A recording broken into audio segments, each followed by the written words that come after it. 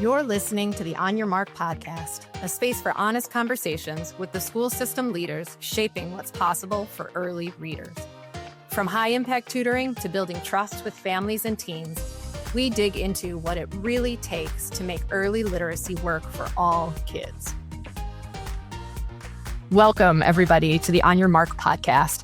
I'm your host, Mindy Sjoblom, and I am absolutely thrilled to be joined today by Dr. Jerry D. Hollingsworth, the Superintendent of Schools for Eagle Mountain-Saginaw Independent School District, covering Northwest Fort Worth and Tarrant County, Texas. Jerry, would you mind going ahead and introducing yourself to get us started?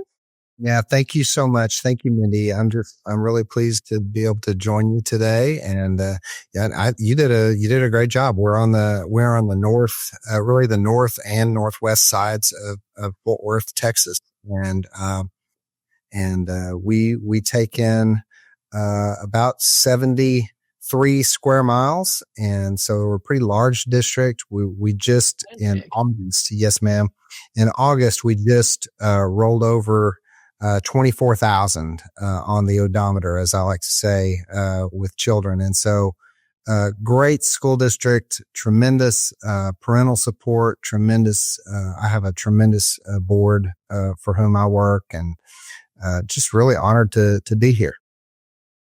I'm so glad to have you here, and I know how busy your schedule is, so we really appreciate you taking the time to share some of your background and also really more about the district's focus on literacy. Thank you. And I'd love to just get started to learn a little bit, though, about your path to this place. So tell us a little bit more about Jerry past and how you ended up in your current district. Yeah, so I actually began teaching in on the northeast side of Fort Worth in Hurst-Euless Bedford ISD. I was a U.S. government teacher. I was a political science major at. Me too. Well, yeah, okay, there you go.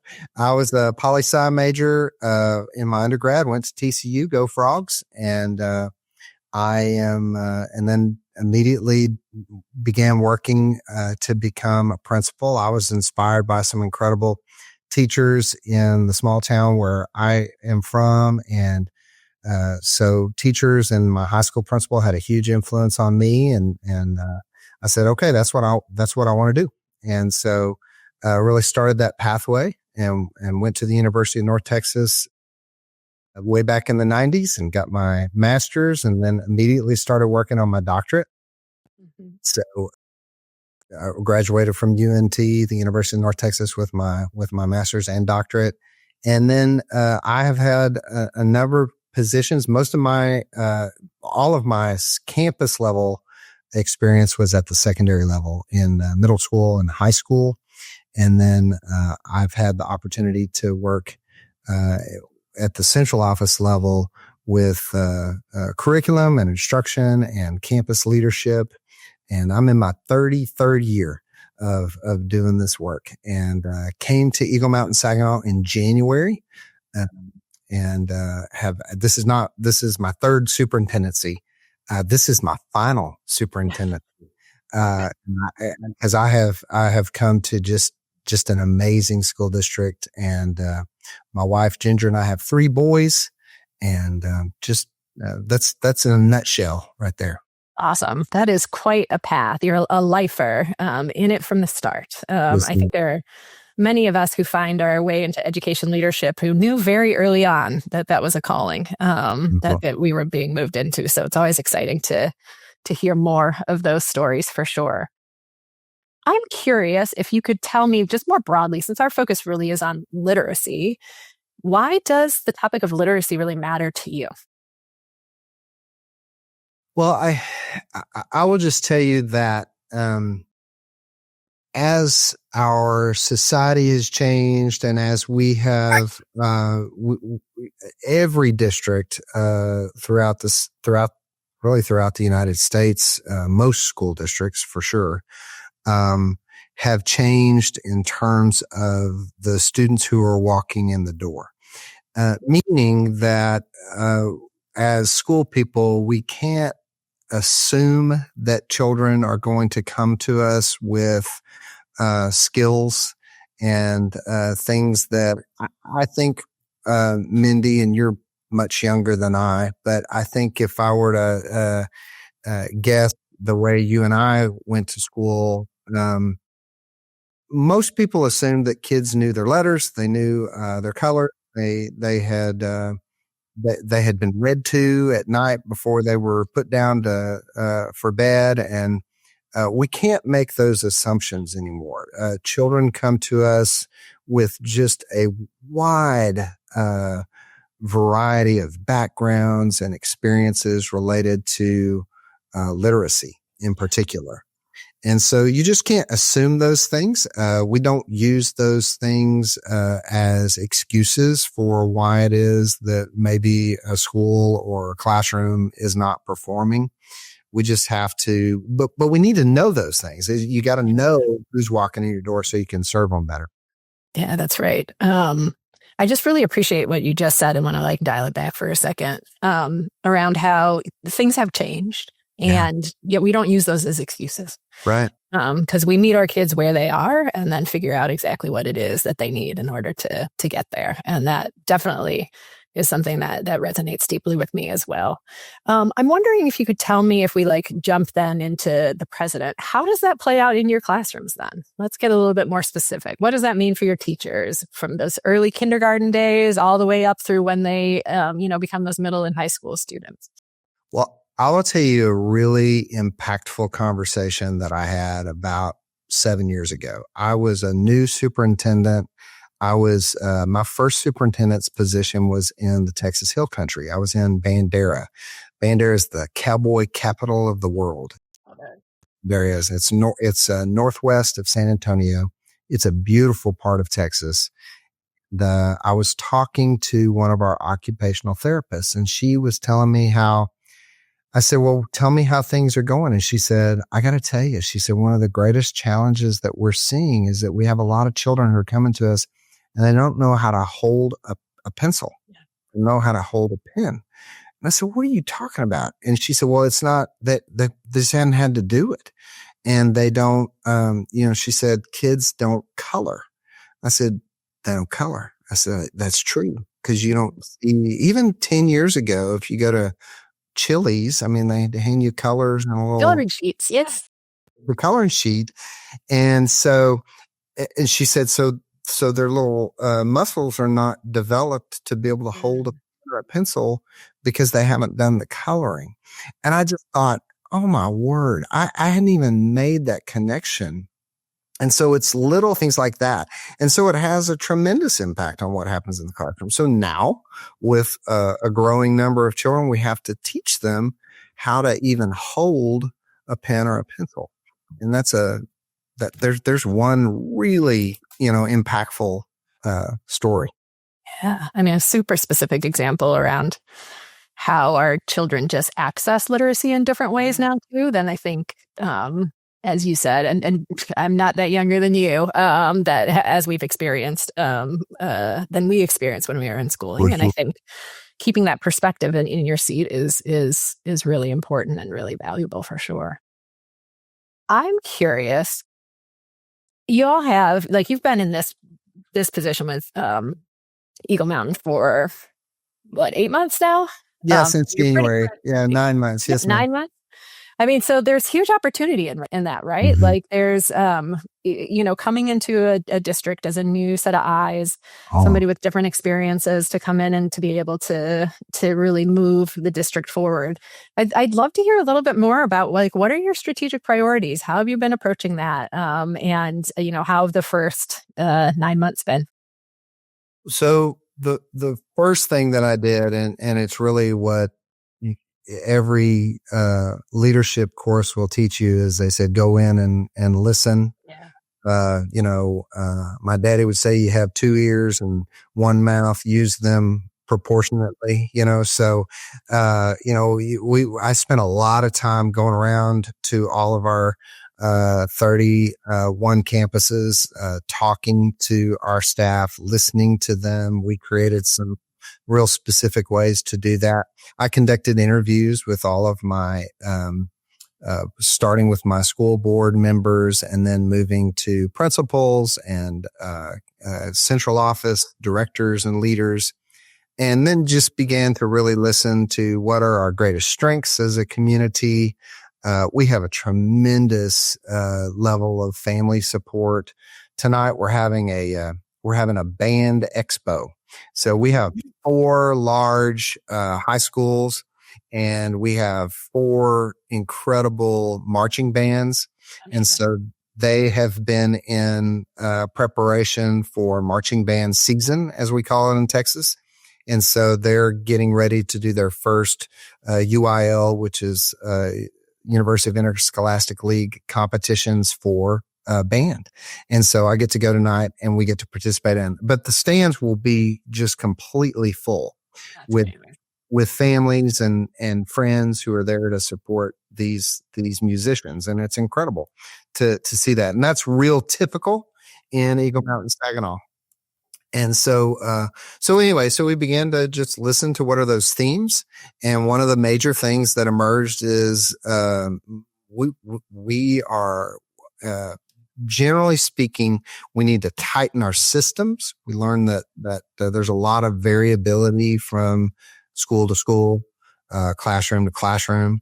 And so, we began to see that we need to tighten our systems, and we needed stronger resources for mathematics, for English language arts, for Spanish language arts, and so forth. And so those are just a few of the things that began to emerge, but I can talk too long, so I'll hush.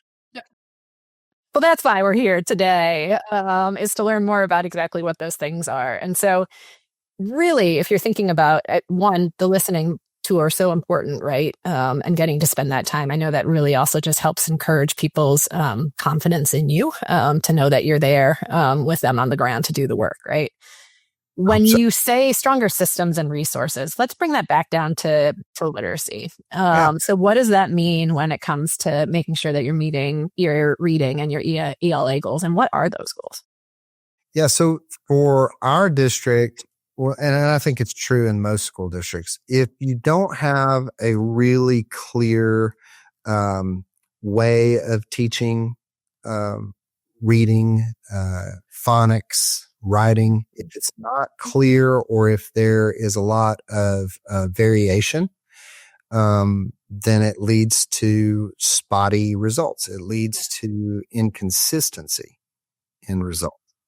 And for our district, we have grown really fast over the last 15 years, for example. Mm-hmm. So when you're growing really fast, our district's done a beautiful job of keeping up with the growth. We have beautiful facilities and they're really well maintained, and we've had really great support from our community to build those facilities. But inside the building, if you go to a small town 20 years ago and Miss Sjoblom and Mr. Hollingsworth are both teaching, 7th grade language arts, we may share some, and we've got a curriculum that has some resources. But if you go into if you go into Miss Sjoblom's classroom and Mr. Hollingsworth's classroom, you're likely going to see some pretty significant differences. That's right. And that worked pretty well when we were really similar in terms of our demographics. We're very homogenous, and we could rely on families are reading to their kids and sending them to us with the same set of skills. But as your demographics change significantly, and as the family dynamics have changed, we have to have consistency. And you're really trying to remove variability from classroom to classroom. You're trying to remove variability from campus to campus. And so I'm curious too, just having been a teacher and also worked in teacher prep for quite some time as well. How are teachers receiving that? Sometimes that push towards consistency can be met with resistance. So it's really hard. It's a hard transition. And how are they receiving it? Though I would say most are receiving it well. that was part of the reason for doing the listening tour, is because we heard from our teachers that we needed stronger resources. And we needed more consistency in our approach to how it is that we were teaching, especially when it came to reading and writing and mathematics. And so they asked us for those things. Now, the difference is now we're doing it. And so there's, so people, and I'm actually going back on my next round of going to campuses. And I'm like, I know this is really hard because it is. Yeah. And so these are much more rigorous, resources. They push kids to a higher level. And so it's exposing gaps. And so if you got a fourth grade classroom and teachers will say, well, I mean, our kids, they haven't been challenged as much as they need to in second and third grade. So we see some of those gaps now. And so we're having to really work together. We're doing a lot of collaborative work. We built in time for teachers to be able to internalize lessons, and understand what's in those lessons before they put them. That's great. Like within the actual planning structures. Yes, ma'am. During the day. That's huge. When we value something, making sure to put the time behind it, because our teachers work so hard, and honoring that with time is such an incredible move. So glad to hear that is the case for sure. And also like changing curriculum and changing instructional practice takes time, right? It really does. And honoring that, especially if I'm a teacher who's been teaching the same curriculum for the past 10 to 12 years, it's also hard to trust in new systems and new ways of doing things as well. How do you help sort of ease those tensions and those fears that teachers have?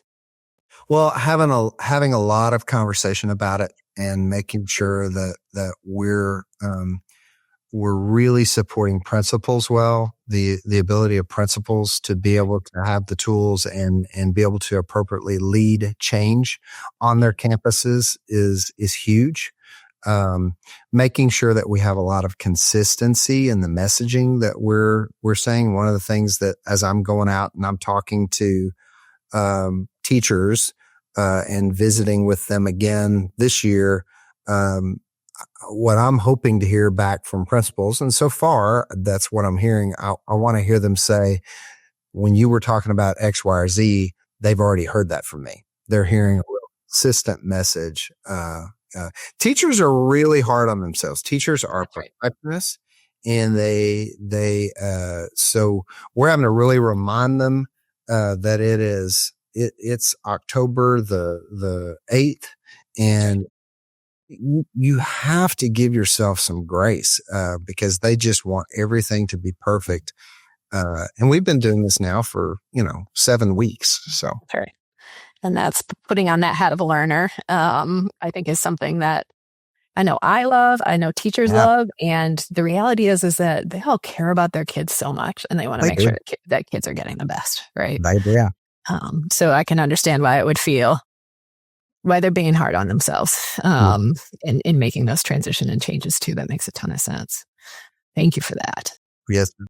I'd love to learn a little bit more about what y'all are doing for struggling readers, and love to ground that first in some of your personal experiences too, and why supporting struggling readers is something that is really close to your heart, if you wouldn't mind sharing more about that. Yeah. And you and I talked a little bit about this before we came on. I have three boys. My wife Ginger and I do. My oldest is 25 and my youngest is 17. And my oldest and my youngest both struggled mightily as readers. They're both identified as dyslexic, and that doesn't always look the same, as you know, in terms of how it manifests itself. But for our boys, it was pretty similar, and so we did read to our children from the time they were tiny, and so we really thought that we were going to set them up where where reading was not going to be a teeth pulling exercise when they got to school.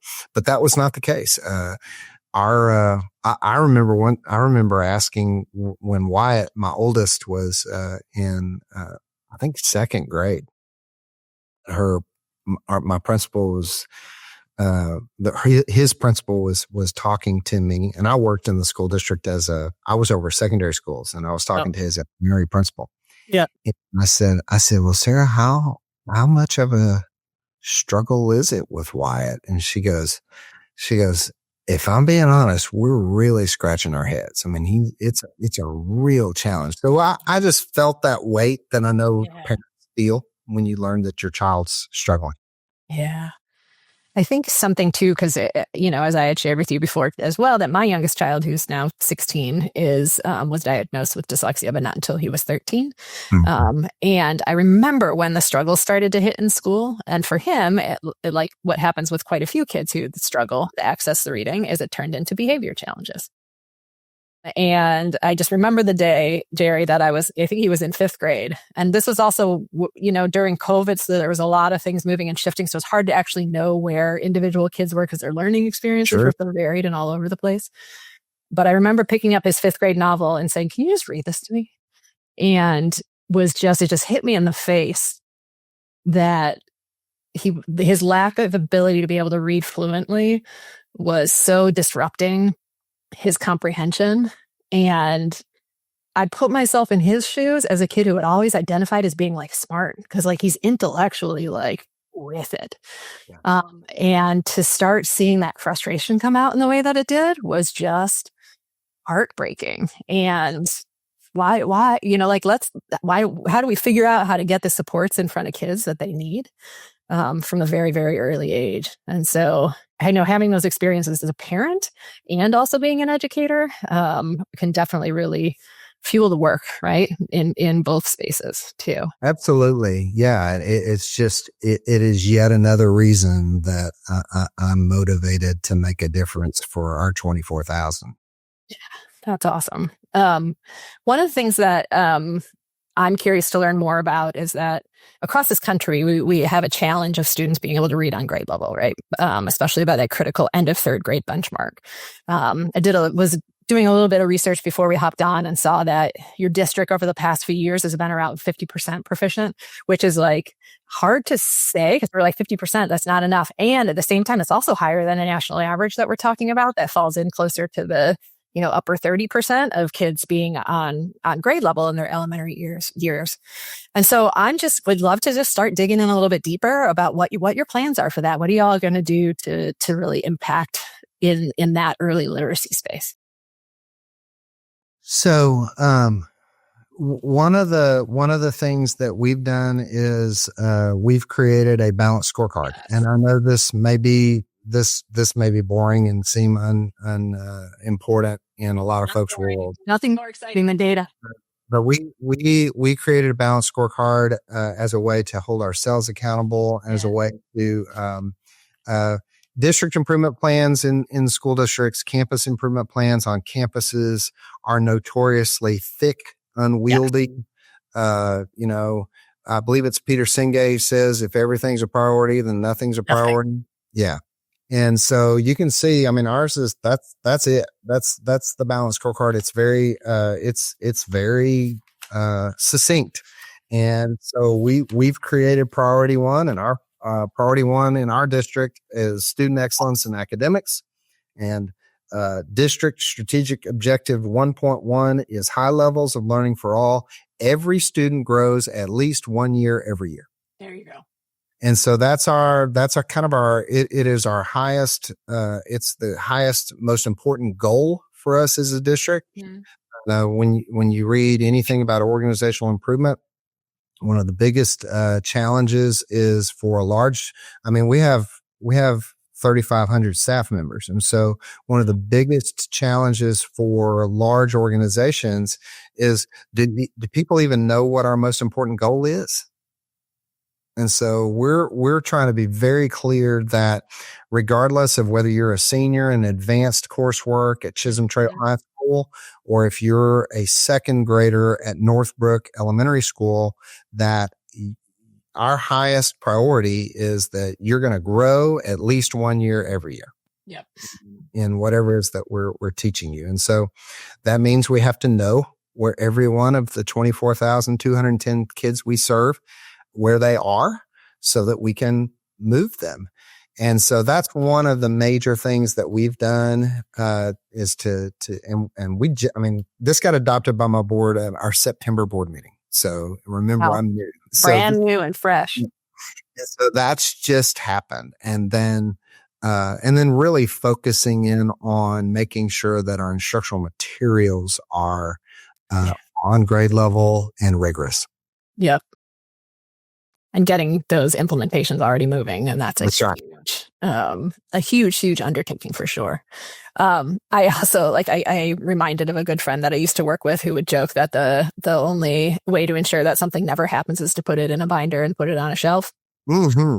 And what I appreciate about the approach that you're taking is that it really is focused on something that is actionable and that there's clarity throughout the organization, through different roles around what is most important to the and just so you know, because everyone's like, well, okay, big deal. You put it on the difference about what a balanced scorecard does is we report every month to my board on progress on priority 1, which is around academics, and then on progress on the other 3 priorities. And the other 3 priorities are about staff, keeping great teachers, great staff, and attracting and retaining them. And then family and community engagement is and business engagement and church engagement, and that's 3rd. And then 4th is taking care of our money and taking care of our resources and those things. So we'll report on one of those priorities every month, but we also report on the priority 1 every month. Every month. Yeah. I think that's definitely a way to signal that it is a top priority for everybody in that space. That's incredible. How do you? I'm curious, just operationally too. That feels like a lot on you and your team to be able to manage from a data collection perspective and ensuring that you're able to put those reports together. I know you've probably only had one board meeting so far this school year. How are those systems stacking up right now? Yeah, so we're in the process of really developing what those reporting systems are going to look like. Yep. And so we do the monthly report, but we also do what we call we haven't done this yet, but our plan is to do a strategic roundtable. I have some experience doing this in a previous district, but we'll do a strategic roundtable, and that's where our leadership team, my key leaders, work with our 7 board members. And we take a deeper dive into the data, and we'll do that about 3 or 4 times a year. And so that way it's not just that front facing monthly board report, but it's one where we're able to dive in more deeply. We spend a couple of hours where the board can really get down in the weeds with us on how we're doing. I'm curious too, just to bring it back into the literacy spaces, as we've been talking about those students who are struggling. Are there any specific strategies that you all are thinking about for those like tier 2, 3 students, the students who are falling behind, when you know that goal is to make sure everybody's making at least a year's progress? How are you all planning to intervene along the way? So to be honest with you, Mindy, our bigger challenge has been on the tier 1 side. What we've found is, and this is not uncommon, I think, when your systems are not as strong as they should be around tier 1 instruction, we've kind of we've over identified children for special services. Our data shows that we have higher percentages of kids that we've identified for interventions, and it points back to not having as strong a system for tier 1 instruction. Yeah. So our focus really is on getting tier 1 right, so that, if little Mindy's struggling, it may not be because she has a disability. It may be because her tier 1 instruction's not been good. isn't very good. And I was in a literacy training with an organization that I've had the pleasure of learning from over the past couple of years, where they made a statement that I thought, I've also heard it in other spaces too, but you can't intervene your way out of a tier 1 problem statement. And I was like, oh, well, this true. So true. And it's also hard as a teacher to learn so many different things at the same time. So it's really hard. And we find like our K-1-2 classrooms, the teachers tend to be, they tend to be self-contained. And so those teachers are having to learn, a new math instructional resource and the new ELAR instructional resource. And that's really hard. It's a little easier for 3, 4, and 5, where they tend to be more departmentalized. And so they're only having to focus in on one instructional resource. And so that's something where we're having to add extra heaping helpings of I like that. Yeah. Heaping helpings. I'm going to write that one down. Have you all, some of this in some of the districts that we've been talking with and that we also work with, they've employed, and I know this has actually been a big focus in Texas as well, is high dosage tutoring. And I just don't know if you have any experience with that as an intervention that's been successful for kids, or are you, or not? I'm going to just be honest. I'm not super familiar with that. No, I've heard of it, but I'm not real familiar with it. Okay, cool. I'm just always curious, especially when I think about the background that I come from, around who has the knowledge and who has been using some of the different tools or resources to support struggling kids. So that's definitely something that I'm curious about. What else, when you think about what you really want to be true 5 years from now? I don't know how long you're expecting before comes the final retirement. I'd like to get 7 or 8 more for there me. You go. Yeah, so I'd like to hit my 40 years in this. So. That sounds like a plan. So we'll look 7 or 8 years out now. What do you want to be true about Eagle Mountain-Saginaw 7 or 8 years from now? Yeah. So that first and foremost, that regardless of where our kids reside in our district, and we really run the gamut. We're about overall as a district, we're right at 51% economically disadvantaged, and the state of Texas is about 62% economically disadvantaged as a whole. Yep.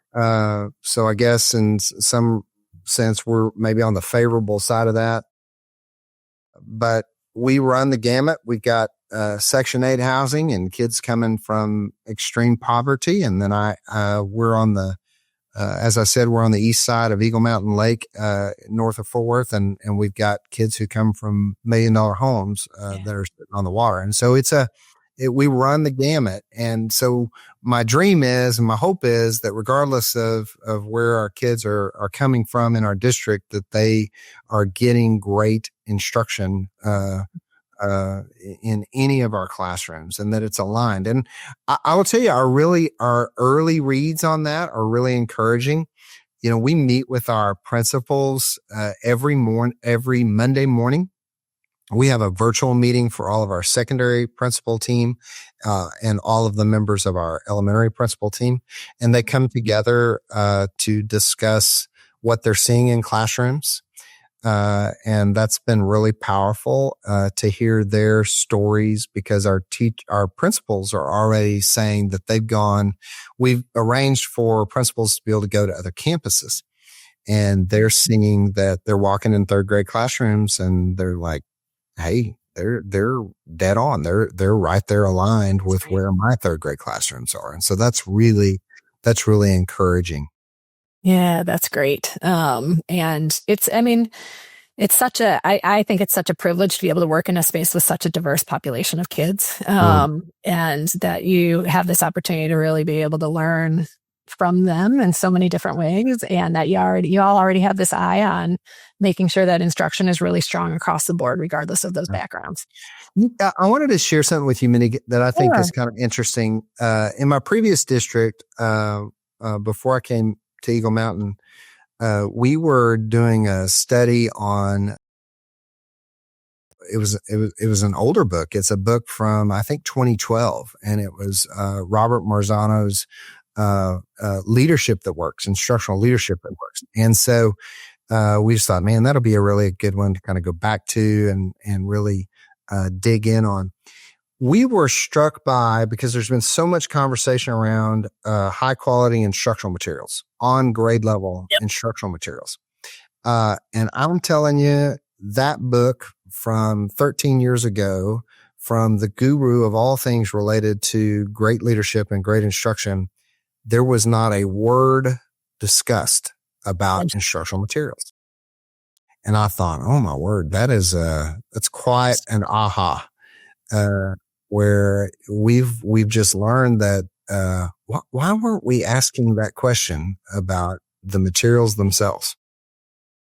I mean, I think I remember reading that book around that time. And it is so true. I think we often find ourselves in education and just in spaces in general by making it this either or rather than a both and thing. And the reality is we need really strong adaptive leadership.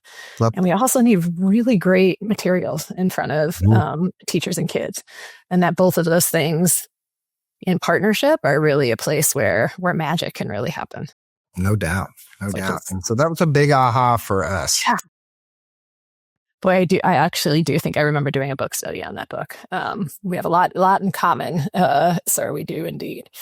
One of the things I always love to sort of wrap up these conversations with is to ask you got us going down the lane of books. And because this is a podcast focused on literacy, what are you reading? What do you read in your free time, or what is a book right now that you're interested in sharing about? Yeah. So, I love books about, history. And so, one of my absolute favorites, that, I reread not too long ago is, Empire of the Summer Moon, which is all about, the Comanche, nation and, the rise of Quanah Parker, the great Comanche chief. And I'm probably interested in it because all of my mother's family is from Texas and all of my father's family is from Oklahoma. And so that it really, just speaks to, everywhere I've lived my whole life. And so, it's just a fascinating book all about the Comanches. About the Comanches. That's awesome. It's something that I can definitely look up, because I will tell you, it is not, even as a former history teacher like you, it's not something that I have a topic that I have a lot of background on. So it's something I'd really be interested in learning more about. So the Comanches were just incredible horse people, and they were incredibly skilled in riding horses. They measured wealth in their tribe, which is used very loosely. They were not organized the way a lot of other Native American tribes were, but they were incredible horse people, and they were very nomadic. And so they would go truly, it was not unusual for them to be in present day Eastern Colorado and decide to ride down to the Texas coast. I mean, and they would ride, 800 miles and wouldn't think anything about it. That's what I'm like. That sounds like really painful. Yeah, I know, but they were incredible. And so it's just it was a fascinating read.